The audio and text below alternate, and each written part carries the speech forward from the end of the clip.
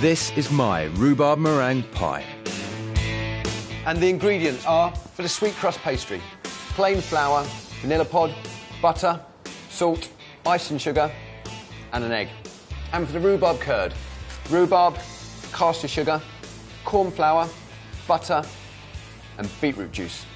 And for the meringue topping, egg whites, caster sugar, corn flour. So let's start with our sweet crust pastry. Take some flour, and I've got 250 grams here. Some icing sugar, I've got 75 grams, and a pinch of salt. I can give it a blitz. I've got 150 grams of butter, and it's really important to use cold butter to get the breadcrumb consistency, and that's perfect. Now I'm going to take an egg, crack into a bowl, and I'm going to split the vanilla pod and scrape out those lovely seeds and add to the egg. And add the egg and the vanilla to the processor. And you can see it's now formed this like lovely gooey ball. And of course we can't roll this yet, it needs to be set. Now I've wrapped it in cling film and made it airtight, because pastry can really absorb the flavours and smells from your fridge. I'm going to firm this up by chilling it for about 2 hours. Now let's start on the rhubarb curd. So I'm going to put a pan on the heat and I'm going to add the beetroot juice. Now for the rhubarb. I love the idea of a rhubarb meringue pie.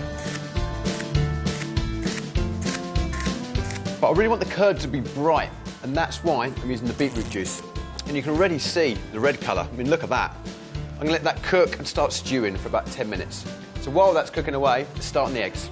So I'm using 6 eggs here, and I'm going to separate them. These egg whites aren't going to be wasted, because we'll be using these for the meringue later. Now for the egg yolks, I'm going to add the corn flour and just slowly just start to mix them together. A bit in at first, just to help it out and get it going. Just whisk together, just till it's nice and smooth and you've got no lumps. And if you go back to the rhubarb, to cook completely down, you've got this lovely red colour. So now let's add the sugar and corn flour and egg yolk. And this is so satisfying to cook. Now I'm going to add the butter, and as soon as it becomes really thick, turn off the heat.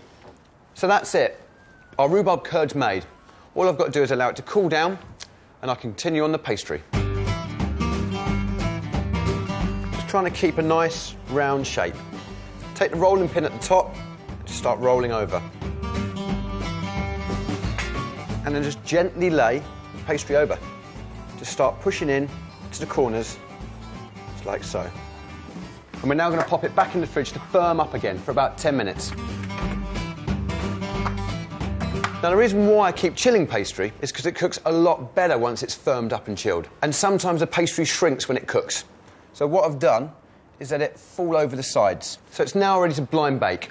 I've got some greaseproof paper to line the pastry case. And what's important is to make sure the paper is all the way up against the sides. Then add the baking beans. Now, the baking beans are going to stop the pastry rising. That's now ready to pop in the oven for 25 minutes at 180 degrees Celsius or 360 degrees Fahrenheit. So after 25 minutes, take out the beans. And it's nearly blind baked. But first, I want to brush it with egg yolk.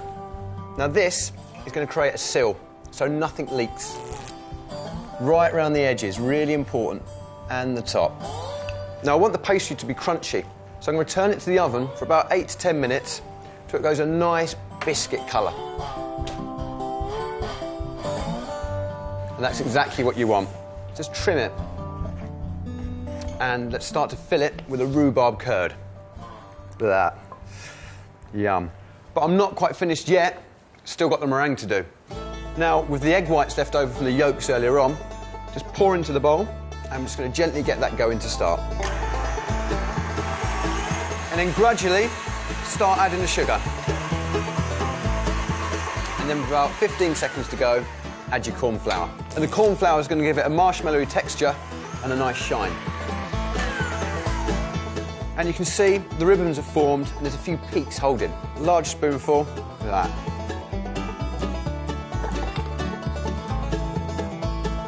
So try for a few peaks. And the very last thing to do is return it to the oven for 15 minutes at 160 degrees centigrade or 325 degrees Fahrenheit. It's been baked rested, and now ready to serve.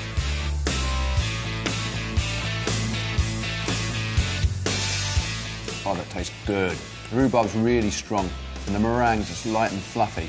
And last of all, you get a lovely biscuit crunch. Sweet, fruity and delicious. My rhubarb meringue pie. And now for the beetroot dressing. Now, I've got some lovely fresh baked beetroot here, but it can be quite a messy affair. So I'm going to use some gloves for this. I'm going to take a new chopping board and take a beetroot, just peel away the skin. Now let's get ready to fill this. My first layer is going to be potatoes, onion and cheese. I'm seasoning each layer as we go with a little salt and pepper.